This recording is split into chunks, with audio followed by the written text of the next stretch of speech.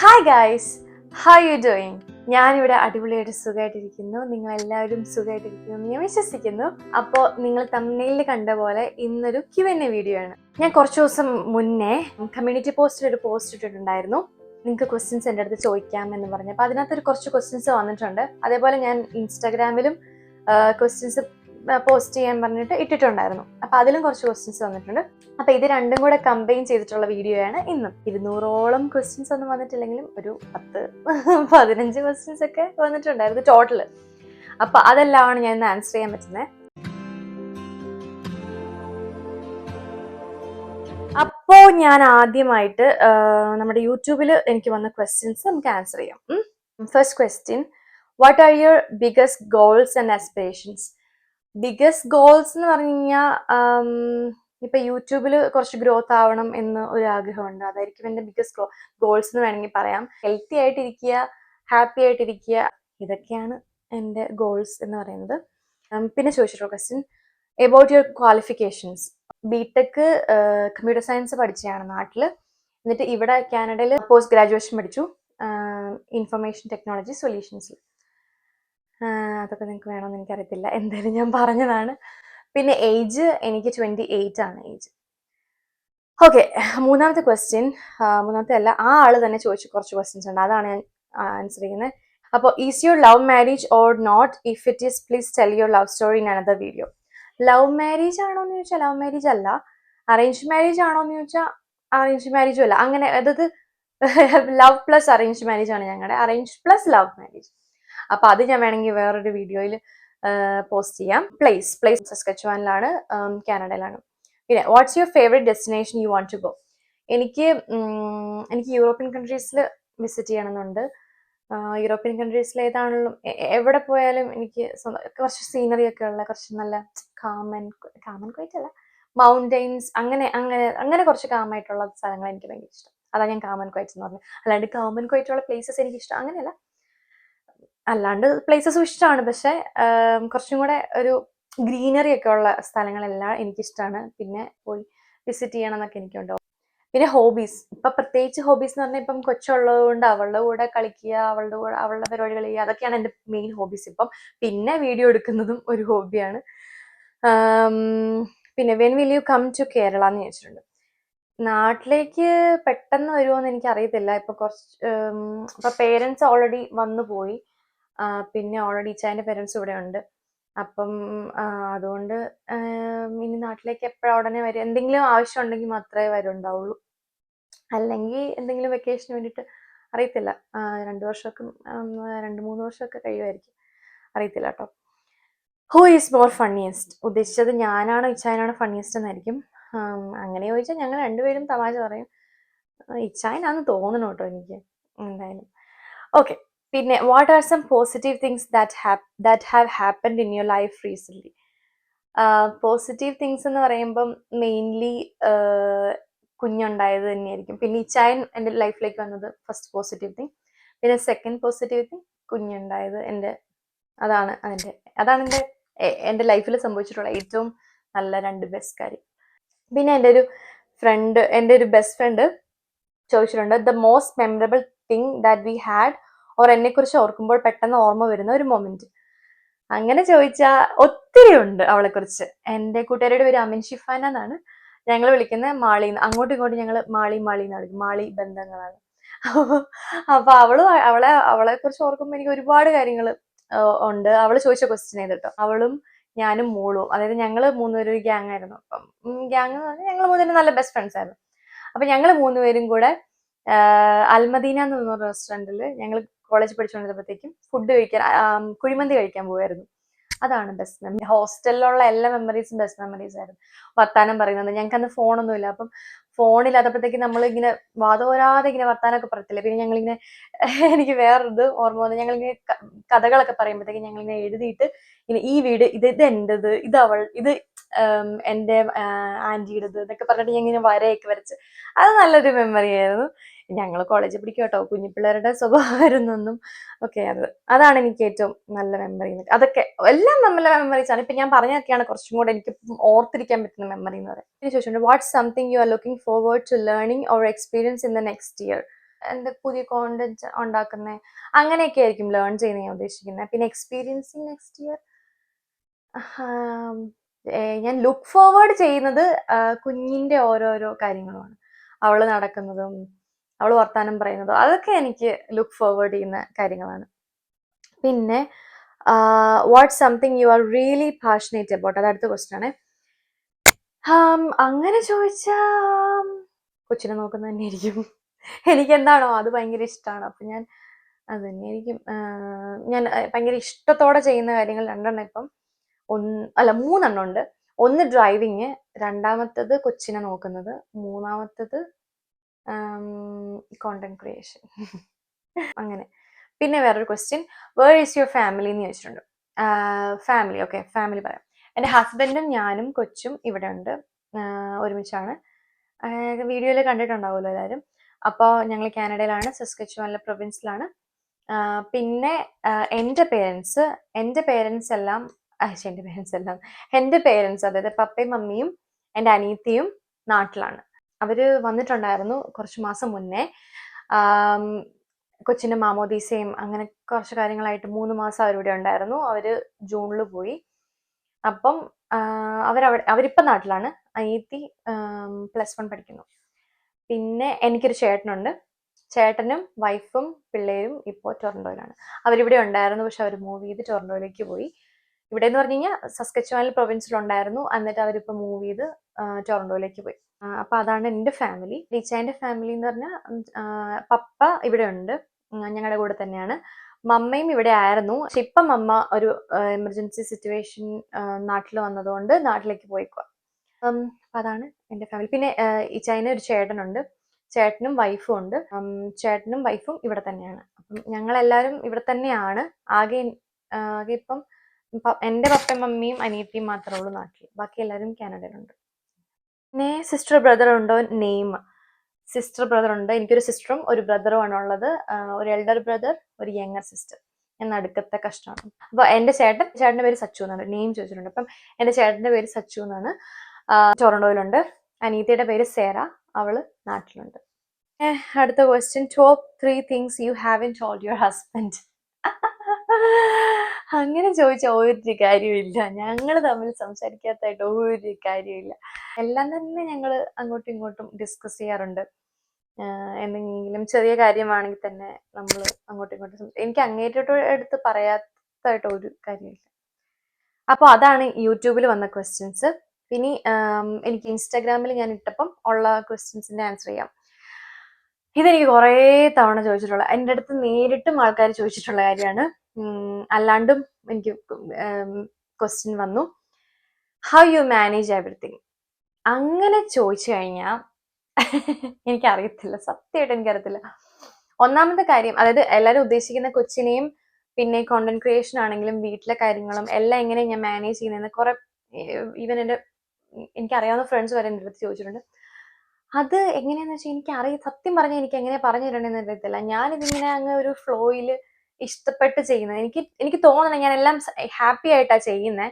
അപ്പൊ അതുകൊണ്ടായിരിക്കും. കാരണം കുറേ അമ്മമാര് ഇങ്ങനെ എനിക്ക് തന്നെ അറിയാവുന്ന കുറെ അമ്മമാര് പറഞ്ഞിട്ടുണ്ട്, ഓ പിള്ളേരെ പണി പാടാണ്, പിന്നെ ഏത് നേരം പിള്ളേരുടെ കുറ്റം പറയും. എനിക്കറിയത്തില്ല അവരൊക്കെ എന്തുകൊണ്ട് അങ്ങനെ പറയുന്നതെന്ന്. കാരണം ഞാൻ ഇഷ്ടപ്പെട്ട് അമ്മയായിട്ടുള്ള ഒരാളാണ്. അതായത് എനിക്ക് ഭയങ്കര ഒരു ഡ്രീമായിരുന്നു ഒരു കുഞ്ഞാവ ഉണ്ടാകുക, അതിനെ നോക്കുക, അതിനെ കൊണ്ടു നടക്കുക. എനിക്ക് കുഞ്ഞിലെ തൊട്ട് പിള്ളേരെ ഭയങ്കര ഇഷ്ടം. അപ്പം കുഞ്ഞിലെന്ന് പറഞ്ഞു കഴിഞ്ഞാൽ ചെറിയ പ്രായം തൊട്ട് എനിക്ക് കുഞ്ഞു പിള്ളേരെ ഭയങ്കര ഇഷ്ടമാണ്. എനിക്കൊരു അനിയത്തി ഉണ്ടായി കഴിഞ്ഞപ്പോഴത്തേക്ക് എനിക്ക് ഭയങ്കര സന്തോഷമായിരുന്നു. അവളെ ഞാൻ താലോലിച്ച് നടക്കുക, അതൊക്കെയായിരുന്നു എൻ്റെ മെയിൻ ഹോബി ആ സമയത്ത്. പിന്നെ അപ്പൊ നിങ്ങൾക്ക് അറിയാമായിരിക്കുമല്ലോ, എനിക്കൊരു കൊച്ചുണ്ടായി കഴിയുമ്പോഴത്തേക്ക് ഞാൻ അതിനെ എങ്ങനെ കൊണ്ടു നടക്കുമെന്ന്. അപ്പം അതാണ് മെയിൻ കാര്യം. ഞാൻ കുറേ നാളായിട്ട് ആഗ്രഹിച്ച് ഒരമ്മയാകണം എന്ന് ആഗ്രഹിച്ച് ആയ ഒരാളാണ് ഞാൻ. അപ്പം അതിൻ്റെതായിട്ടുള്ളതൊക്കെ ആയിരിക്കും എനിക്ക് കാണുന്നത്. പിന്നെ കൊച്ചുങ്ങളെ നോക്കുന്നതും ഫുഡ് കൊടുക്കുന്നതും അതും ഇതൊക്കെ എല്ലാം ഞാൻ എൻജോയ് ചെയ്താണ് ചെയ്യുന്നത്. അപ്പൊ അതുകൊണ്ടായിരിക്കും ചിലപ്പോൾ എനിക്കതൊന്നും ഒരു പ്രശ്നമായിട്ടോ അല്ലെങ്കിൽ ഞാൻ ഒട്ടും കംപ്ലൈൻറ്റ് ചെയ്യുന്നില്ല അതിനെക്കുറിച്ച്. ഞാൻ ഒരു കാര്യത്തിൽ എനിക്ക് കംപ്ലൈൻറ്റ്, ഈവൻ കൊച്ചിൻ്റെ എല്ലാ കാര്യങ്ങളും ഞാൻ ചെയ്യണം, ഞാൻ തന്നെ ചെയ്യണം, ഞാൻ ചെയ്താലേ പെർഫെക്റ്റ് ആവുള്ളൂ എന്ന് പറഞ്ഞ് നടക്കുന്ന ഒരാളാണ് ഞാൻ. അപ്പം അത് അങ്ങനെയാണ് കൊച്ചിന്റെ കാര്യങ്ങൾ ആ വഴി പോകുന്നത്. പിന്നെ കുക്കിംഗ് എനിക്ക് ഭയങ്കര ഇഷ്ടമാണ്. അപ്പൊ വീട്ടിലെ കാര്യങ്ങളാണെങ്കിലും കുക്കിംഗ് ആണെങ്കിലും ഇച്ചായനും ഹെൽപ്പ് ചെയ്യും. അപ്പൊ ഞങ്ങൾ അങ്ങോട്ടും ഇങ്ങോട്ടും ഹെൽപ്പ് ചെയ്ത് കുക്കിംഗ് ഒക്കെ ചെയ്യും. അതിന്റെ വഴി അങ്ങനെ പോകും. പിന്നെ കോണ്ടന്റ് ക്രിയേഷൻ എനിക്ക് സമയം കിട്ടുന്നത് ഇപ്പൊ കുറെ നാളായിട്ട് ഞാൻ ആഗ്രഹിക്കുമായിരുന്നു എനിക്കൊരു യൂട്യൂബ് ചാനൽ തുടങ്ങണം, പക്ഷെ ഇതുവരെ അത് നടന്നില്ല. അപ്പൊ ഇച്ചായൻ എനിക്ക് നല്ല പുഷ് തന്നു, പിന്നെ കുറെ ഫ്രണ്ട്സും പുഷൊക്കെ തന്നു. അപ്പൊ അങ്ങനെ ആ ഒരു പുഷിൽ തുടങ്ങിയ സാധനമാണ് യൂട്യൂബ് ചാനൽ. എനിക്ക് കുറെ നാളായിട്ടുള്ള ആഗ്രഹമായിരുന്നു, പക്ഷെ ഒരു ഒരു എന്തോ ഒന്ന് എന്നെ ഇങ്ങനെ വലിക്കുമായിരുന്നു. പിന്നെ സമയമില്ലാത്തതിന്റെ ഉണ്ടായിരുന്നു. പക്ഷെ ഞാൻ ഉള്ള സമയത്തൊക്കെയാണ് ഞാൻ ഈ വീഡിയോ ചെയ്യുന്നത്. അതായത് ഇപ്പം വോയിസ് ഓവർ ചെയ്യുവാണെങ്കിലും കൊച്ചെന്റെ മടി കിടന്ന് ഉറങ്ങുമായിരിക്കും, അല്ലെങ്കിൽ ഞാൻ എന്തെങ്കിലും ചെയ്തുകൊണ്ടിരിക്കുമ്പോഴൊക്കെ ആയിരിക്കും വോയിസ് ഓവർ ചെയ്യുന്നത്. അങ്ങനെയൊക്കെ ഞാൻ സമയം കണ്ടെത്തി കണ്ടെത്തി എല്ലാം കൂടെ ഓടിച്ച് പോവുകയാണ്, എൻജോയ് ചെയ്തു പോവുകയാണ്. അല്ലാണ്ട് അയ്യോ ഇതെനിക്ക് ചെയ്യണമല്ലോ, അതെനിക്ക് ചെയ്യണമല്ലോ, അയ്യോ കൊച്ചിന് വരില്ല, അങ്ങനെയല്ല ഞാൻ നടക്കണേ. ഞാൻ ആ ഒരു ഇതിലങ്ങ് എല്ലാം ചെയ്ത് എൻജോയ് ചെയ്ത് മദർഹുഡ് എൻജോയ് ചെയ്ത് നടക്കുവാണ്. അങ്ങനെ. പിന്നെ അതേപോലെ കുറെ അമ്മമാർ എൻ്റെ അടുത്ത് ഇങ്ങനെ പറയുന്നത് കേൾക്കാം, ഓ കൊച്ചിനെ നോക്കുന്ന പാടാ, ഉറങ്ങാനൊന്നും ടൈം കിട്ടുന്നില്ല, അത് ഇതെന്നൊക്കെ. പക്ഷെ എനിക്കറിയത്തില്ല എന്താണോ അവരൊക്കെ അങ്ങനെ പറയുന്നത് എന്താന്ന് പോലും എനിക്കറിയത്തില്ല. കാരണം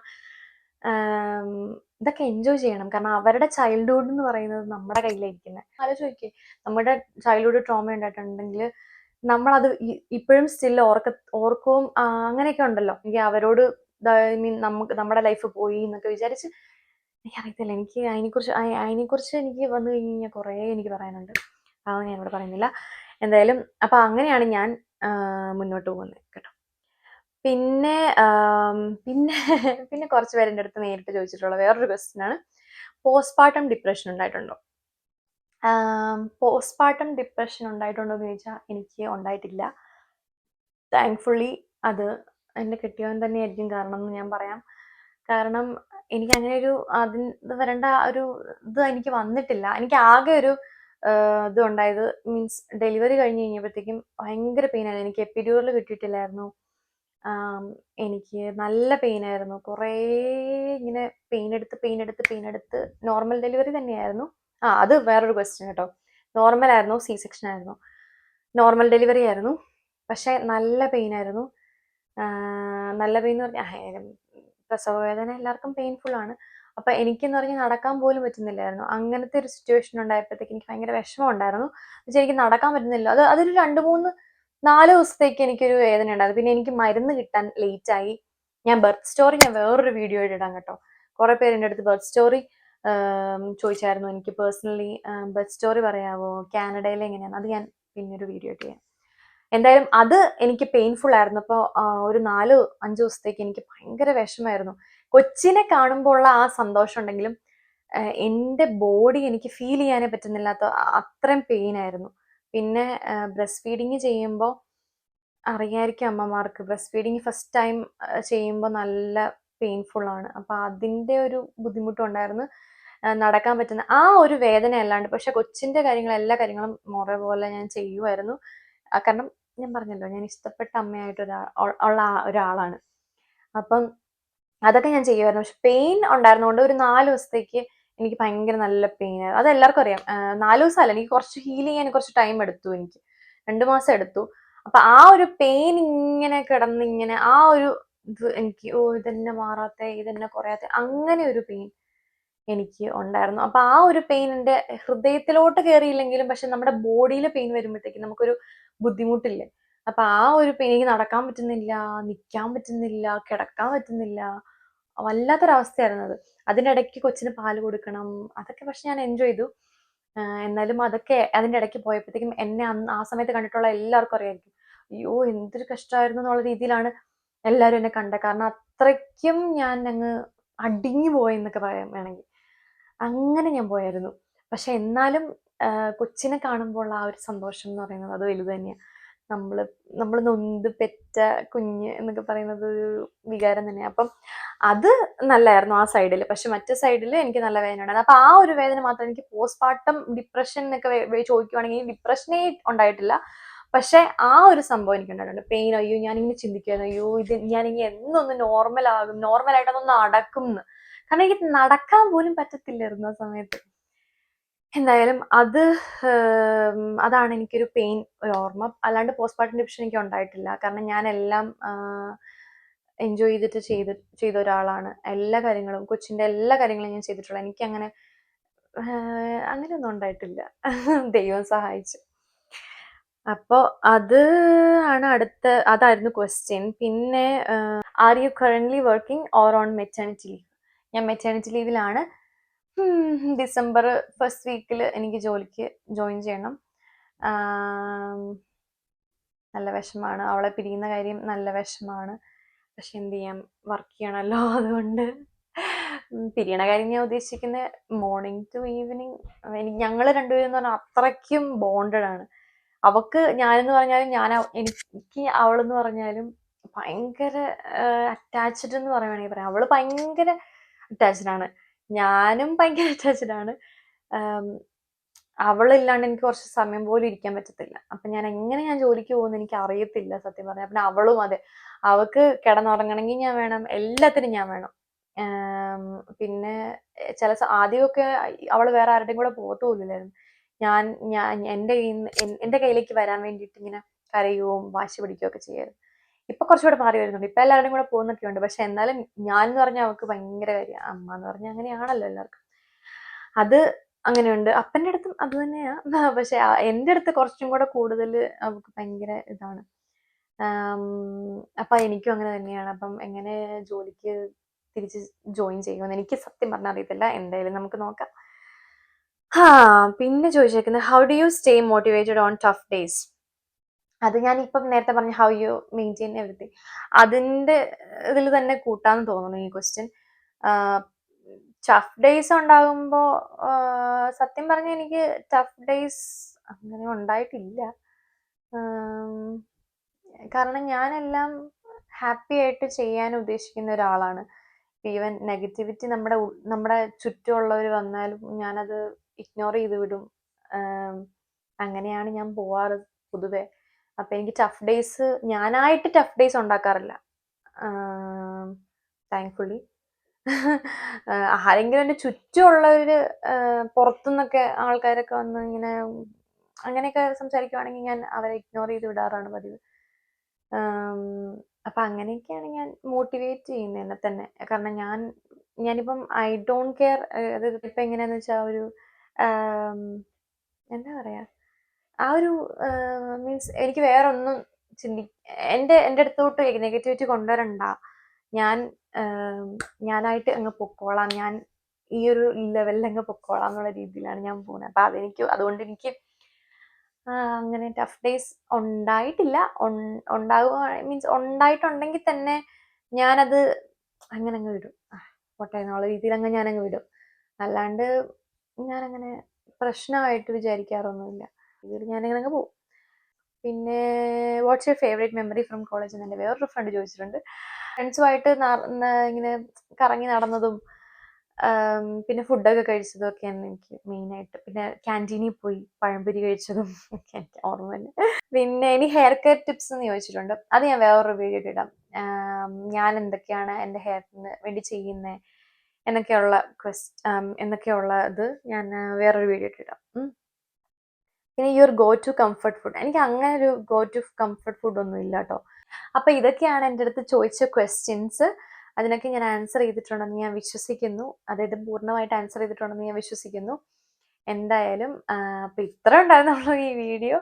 നെക്സ്റ്റ് ഒരു വീഡിയോ അടിപൊളി ആൻഡ് ഇൻട്രസ്റ്റിംഗ് ആയിട്ടുള്ളൊരു വീഡിയോ ആയിട്ട് ഞാൻ എന്തായാലും വരുന്നതായിരിക്കും. അപ്പോൾ അതുവരേക്കും കാണാം. Bye bye.